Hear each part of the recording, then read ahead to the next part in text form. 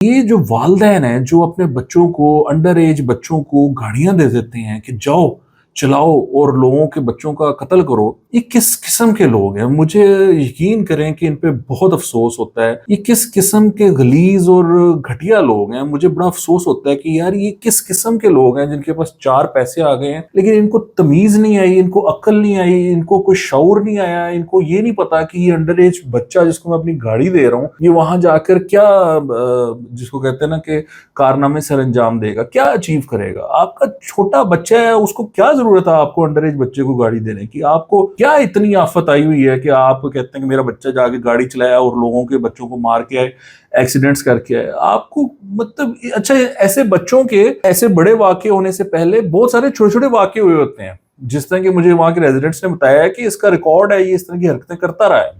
तो पेरेंट्स फिर भी बाज़ नहीं आते, फिर भी उनको अक्ल नहीं आती और अब जब वाक़या हुआ है तो वो गुजरांवाला भाग गए हैं वहाँ से। तो ये बड़ा मामला ख़राब है, ये अच्छी सूरत-ए-हाल नहीं है। आई थिंक पेरेंट्स को आई विश कि लॉ में कोई इस तरह की मामला हो कि अगर जो अंडर एज बच्चा इस तरह की हरकत करे, उसके वालिदैन को अंदर कर दिया जाए। आई विश कि कानून में इसकी इजाज़त होती, तो इसके भी अभी तो ख़ैर यहाँ पर वो मेन एक्यूज़ नहीं पकड़ा जा रहा है, लेकिन मैं कह रहा हूँ कि अगर कानून में होती तो उसके वालिदैन को भी अंदर डालते। वो उनको भी गिरफ्तार करना चाहिए था। बहरहाल कानून में चूँकि इस तरह की कोई गुंजाइश मौजूद नहीं है, तो पेरेंट्स तो गिरफ्तार नहीं होते हैं।